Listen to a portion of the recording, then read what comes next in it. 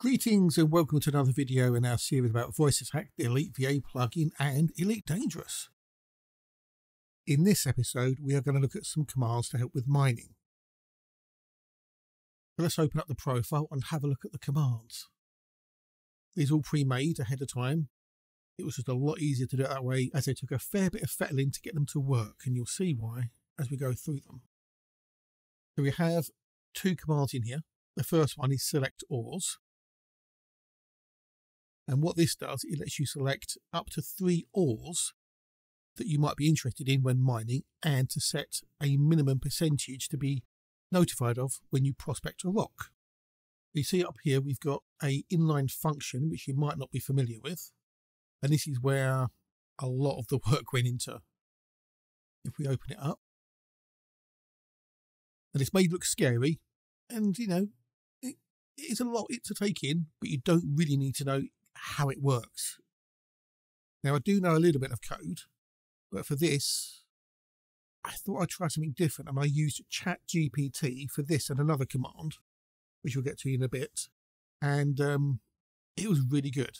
It was very instructive, shall we say, on how to do things. Now, this may not be the most optimal code out there, and might be some people go, oh my god, why did you do it that way? Well, I did it this way because it works. I don't have to write a plugin for VoiceAttack. I can do it all within VoiceAttack as an inline function, and it works. Without going into too much detail, what this does, and I'll show you that shortly, is it generates a form where you can select 3 ores and set a percentage on each one, the minimum percentage you want to be notified of. So as you scroll down, you can kind of maybe see what it's doing. And it's all annotated as well. They can follow through and see what try and work it out yourself.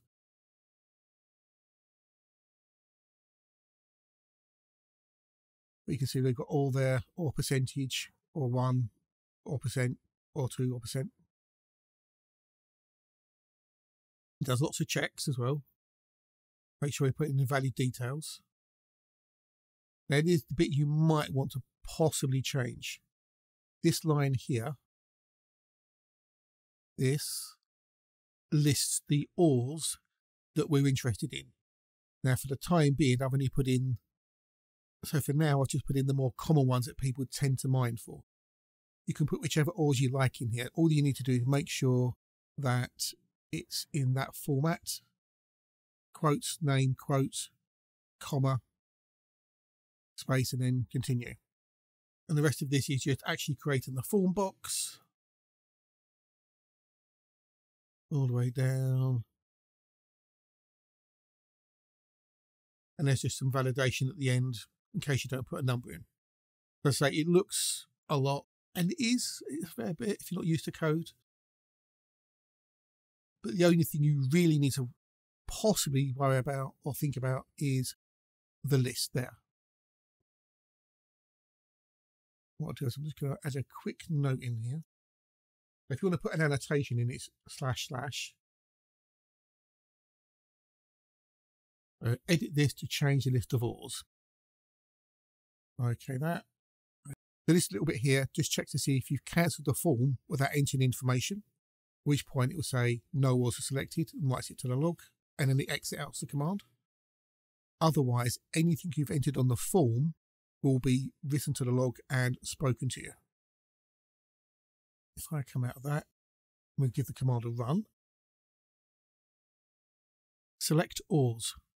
When the form appears, it will appear on the active monitor on top of everything else. So you shouldn't have any problems finding it. And as you can see, we have 3 drop downs there. They all share exactly the same list.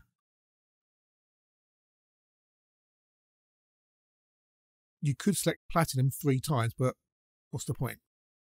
We can go painite, and then we go osmium. Now in here, this is where you put the values. So just highlight the percentage and put in the minimum percentage that you want to be notified of when you go mining. We'll say 15% there. We'll go 15 there, and then we'll go 10 there, for example. And when you click OK, You selected It platinum tells at you 15%, painite at 15% and osmium at 10%. it says you selected platinum at 15, plainite at 15 and osmium at 10. Now it's usually where it took a little bit of work to get it to do that output. Select ores. If we now go and do, say, platinum at 20%. You selected platinum at 20%. It just says you selected platinum at 20%. Select ores.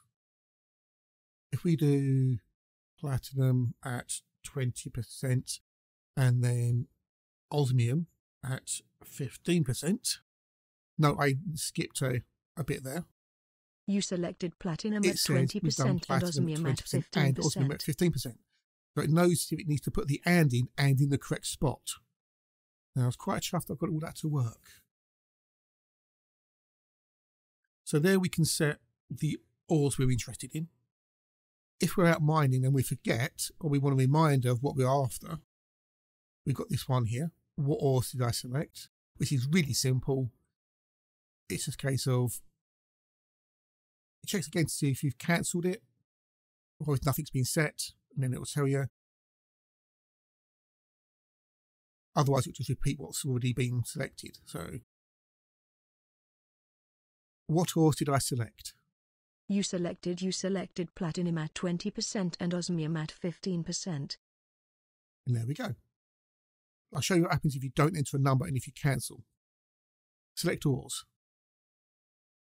So if we choose painite and we put in, we type that in by accident, and OK it. You selected platinum at 0%. It is you selected platinum at 0%. So it's still selected platinum, but it will tell you if it's above 0%.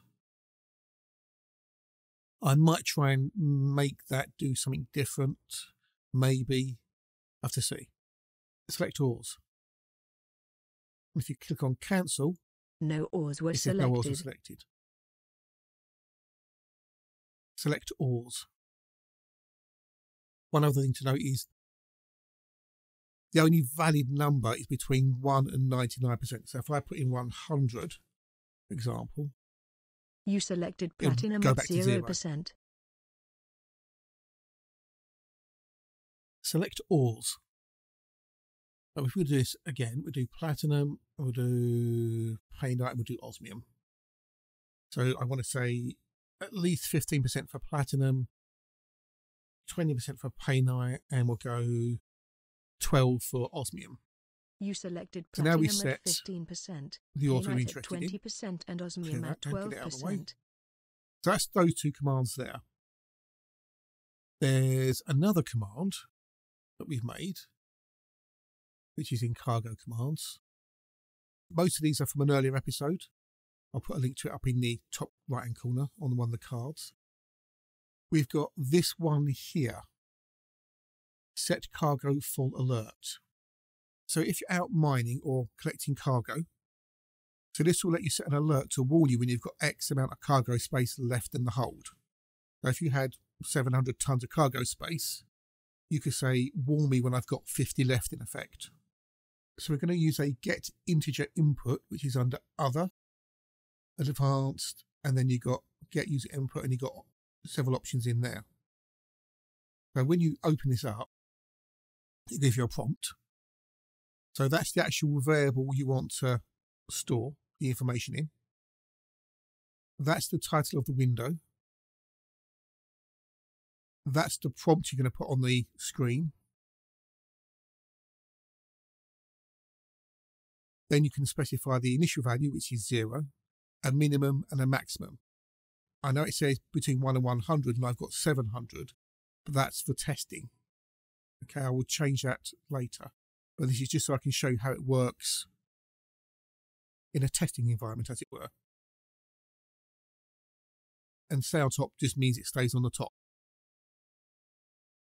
And then what this does here is we take the cargo capacity from the loadout, which is in the journal txt file, which is that one there, currently 704 tons. Whenever you modify the outfitting and come out of outfitting, that will update if need be. So if you add more cargo space or take cargo space away, once you've exited outfitting, that will kick in and it'll update. So we're going to set the temporary cargo capacity to be whatever the current cargo capacity is. Then we're going to subtract the cargo full warning, which we set in the get integer, from the temporary cargo capacity. And then we're going to write it out to the VoiceAttack log window. And then this will write it out to the VoiceAttack log window, as you can see when it ran a minute ago. I did that just for testing. You can leave it in there. You can add a TTS or another response to say that it's been done, up to you.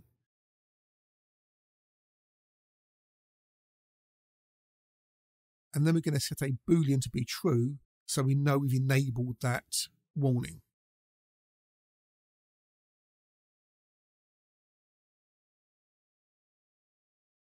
The reason being is A, we don't want it to keep on triggering the alert every time the cargo increases and the remaining space decreases. And also, for some reason, the journal files trigger 2 cargo events back to back, and you'll get a double alert. So that's that command there. So that cargo alert is triggered when you start running that cargo space. So in the cargo command, we've added to what we had in there previously for the other cargo commands. And what we've done is we said, if the current cargo count, which is in the cargo text file, that's the cargo count there, current is 0. So if that current cargo count is greater than our temporary capacity, and we set it to, if it's not set, set it to 0, and the cargo check equals true, because we want to be warned when we're running that cargo space, then we write to the log cargo is nearly full, and we set the Boolean to false. And we could go in there and then do sales. And you can change it to whatever you want.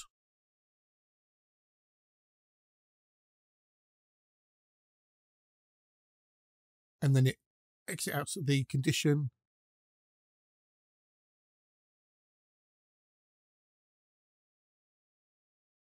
Setting that cargo check to false stops this section running, obviously, because once it's been run once, we don't need it to run again. Then this little section here checks to see if the cargo capacity falls below our threshold value. As we use in limpets, we're going to free up more cargo space, at which point we want to be warned again when we're getting close to running out. So all that does is it does the same thing again, just checks the cargo count, but is it less than or equal to the temporary capacity? And if it is, it sets the check back to true. So that way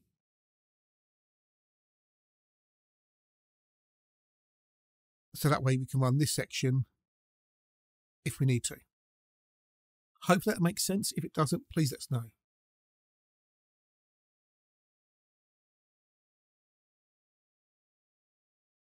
That's those 2 commands there.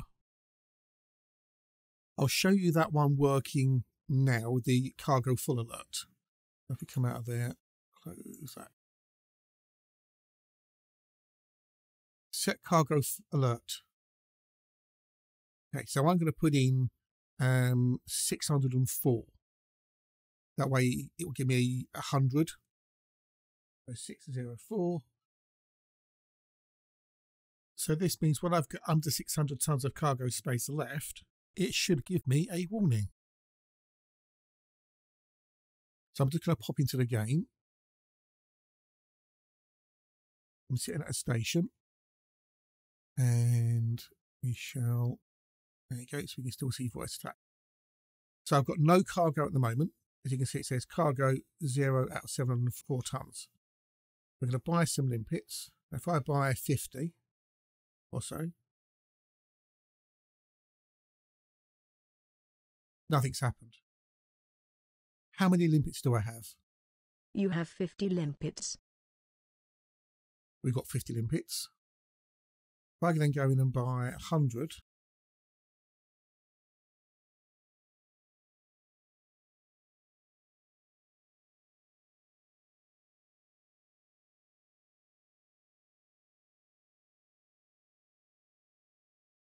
we're not within the threshold yet. If I go one more,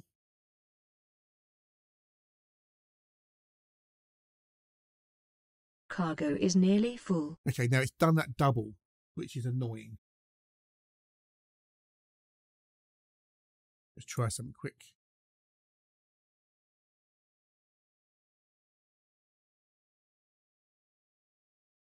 That resets it because we're under the threshold now. If I go back up again, Cargo is nearly full. right, okay, so we're only hearing it the once, which is great, but it's because it does its double cargo event. It should only write that the once. What I might do is I'm just going to put a slight pause in at the beginning. She'll just put a slight pause in there. We'll try that, see if that makes a difference, maybe half a second. Just to give it a chance to catch up with the fact that it's actually being set to false and it shouldn't run again. We'll try. So now we're outside the threshold. Cargo is nearly full. Right, let me just clear this so I can see if it's actually doing it or not. Cargo is nearly full. Right, you can hear it's definitely doing it twice. I'll have to fix that maybe. I'll have to try and have to fix that. We can clear that one there by only allow a single instance of this to run. Live testing, always fun. But it shouldn't.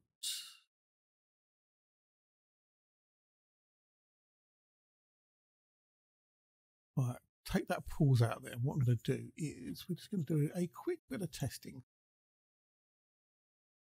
Right, value to log. Pause.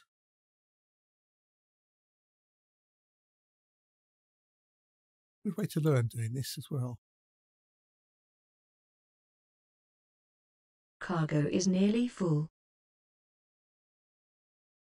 Okay.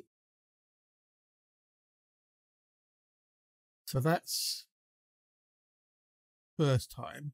If we go back and clear this again, we'll do it slower. We're going to reset it so we're outside the threshold. Not going to be set. See, it's running twice. So the first time it runs, set it to false because it was false. And then it's now set it to true because we're outside of that threshold value. That's fine there. Now when we go over, we're going to clear that out of the way quick so we don't get confused. Cargo is nearly full. Ah, right, now it seems to work that time.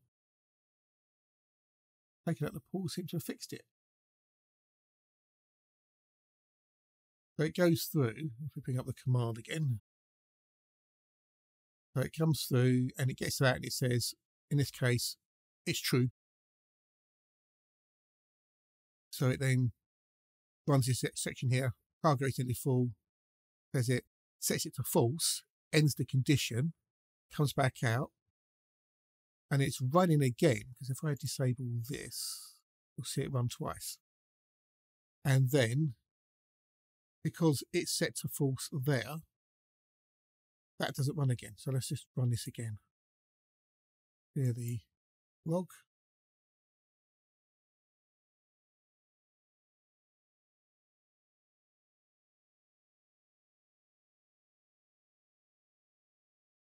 We can see the commands running there because it says there. And then we'll go back in. Cargo is nearly full. Yeah, so you can see it's again running twice. So that's the first time. And the cargo check is true. So that tells us we're nearly full. It then runs it a second time. And because it's false, it doesn't run again. So, okay, fixed it. Live testing. So now we can go and get rid of that. And then we want to re-enable that. Done. So that's the limpet alert warning.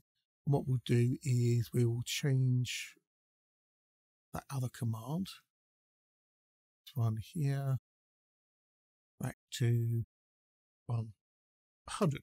Now those values in here, the minimum and maximum, put whatever you want in there. It's up to you. I just put 1 to 100 because it seemed like a good range. So hopefully those commands, setting your values and the cargo alert make sense to you. So that now works. So what I'll do now is I'll go back in and I will change the cargo alert command to 100. Now you can put whatever range you want in there. It's up to you. I just put 1 to 100 because it seemed like a good, starting point. If you change it there, don't forget you need to change on your prompt there, or else you might forget. So okay that, and okay that, and apply. So there we've got the set limpet. So we've got these set all commands, so we can be warned when we're mining. And we've got the cargo alert. So how does the all alert work? Right, what I'm going to do is I'm just going to pop into the game and buy myself some limpets, and then we'll fly down to some rings. And we'll do a bit of mining and I'll show you how it works. And with the magic of the old video editing, I can fly down there in the blink of an eye.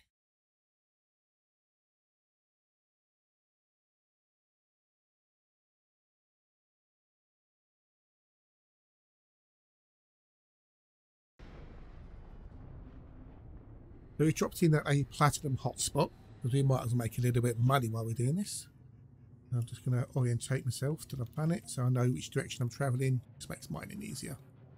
As a little side note, when you drop in at a random spot on a ring, you will have 3 ships appear. They'll either be System Authority or more than likely pirates.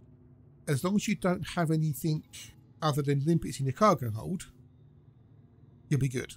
They can scan you and they should leave you alone. If you've got anything other than limpets and they scan you, they'll be after you and they'll end up possibly killing you. And there you go, ship scan detected.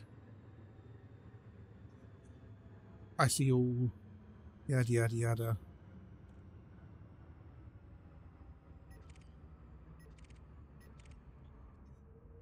Nothing for me here, and that's it. Once they've scanned you, you can fly away from them and they will never bother you again.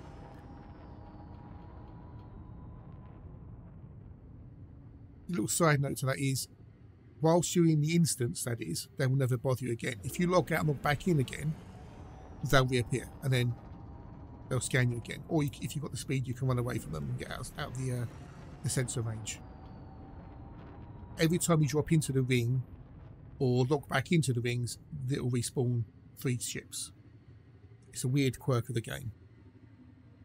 Then what we want to do now is we want to go and do some prospecting. So let's pop out our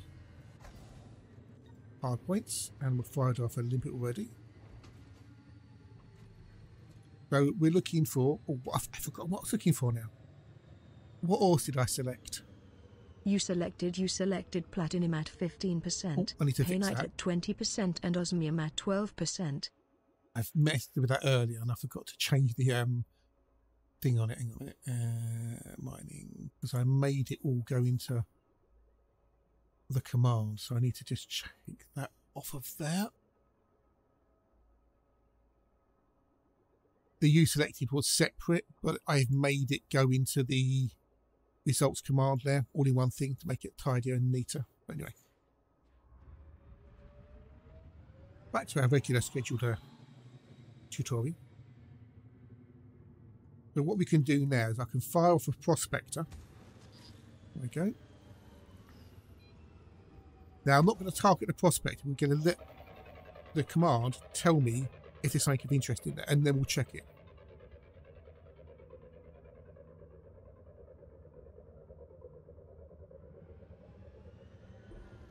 This is not the rock you are looking for. There you go. So it hasn't got anything in there that we're interested in. If I target it, it's got bertrandite and samarium. We didn't ask for those. We asked for platinum, painite and osmium. This is not the rock you're looking for was suggested by fellow streamer Dirk Lupermeister Hatch. So if you find it annoying, blame him. Only joking. Change it if you want. You can remove it if you don't want it in there. You don't want to be told, but we put it in there for a little bit of fun. So let's fire another one off. This is not the rock you are looking for. It's got platinum, but it's at 5.5%. So doing it this way just saves you a bit of time because you don't have to keep on targeting the prospector. The only reason you want to target the prospector today is you've depleted the bot once you started mining it. One's a bit closer actually, so let that one hit and then we'll go from there. I'm only using one prospect. I know some people use more than 2 prospectors. This is not the rock you are looking for. It'll only tell you about the rock you've last prospected. So if you're using more than one prospector, you might hear more messages. Hearing this is not the rock you're looking for all the time might get a bit annoying. So either maybe put some variations in or just delete the TTS. The prospected rock contains platinum at 60.13%. So here's where we want to mine. So just get in range and start mining.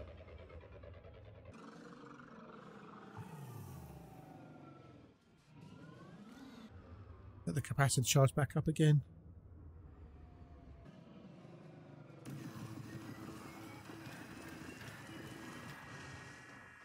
We're depleted. Now we can go to the next rock. While we pick up the older chunks. Like this one here. This is not the rock you are looking Only for. 3%. And hopefully you can see just how handy that is, seeing as you don't have to keep checking the prospects every time you launch one.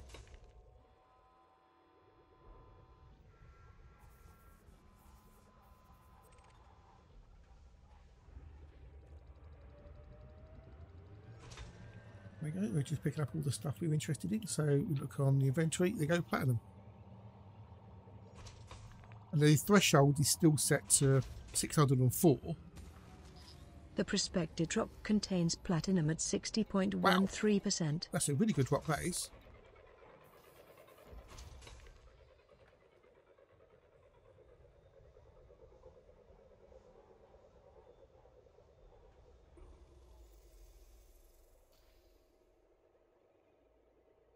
And if there's more than one ore in there that's on your list, it will tell you.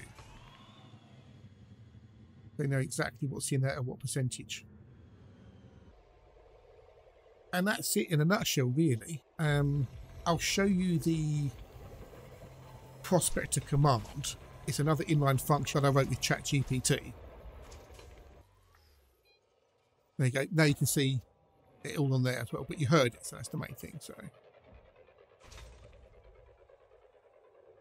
I've got to enable the the view, but never mind. There we go. Found it. There you go. So you can see, again, it's all annotated. So we're getting the ores that we're interested in and the percentage that we set in the other command. And then it's getting the material name and the percentage from the rock we prospect. That's all just the debugging. There was a lot of debugging involved in this one. So this then goes through and it will check to see if any of the combinations match. This is why I did it in an inline function rather than VoiceAttack, because of the combinations you got to check. We got 3 potential ores we're interested in at X percentage, and we've got to check each one of those against what's in the rock, and then this constructs the output message. Again, another reason for doing it it's an inline function, is it was easier to craft the output message because of the different variables in it. And then it adds in the comma and the and if necessary. You know, it's, yeah. So it's quite a short bit of code, but it does an awful lot. And this is where we pass back the results to VoiceAttack. We get result 1, result 2, result 3, and then we combine it. But if you want to change the wording in the result, you can change it there, and it adds it into whatever's in the result. Hope that makes a little bit of sense. It was a bit of fun to do. I say it took a fair bit of back and forth between it, testing it, fixing it because of the way VoiceAttack works, and it's using an older version of .NET at the moment at time of recording. So I had to tell ChatGPT about that. But yeah, it was a fun experience, and I'm glad I did it. And the fact that I got it to do what I wanted is great. The profile is available to download from my website. The link will be in the description below, so you can copy them into your own profiles and use them how you want to. So if that's helpful and it gives you some inspiration to do your own commands using ChatGPT. Now, I did use the free version. I didn't use the paid for version, so you might have better results if you want to go for the paid for version, but the free version worked great. As I say, I had to do some back and forth, but yeah, the results speak for themselves.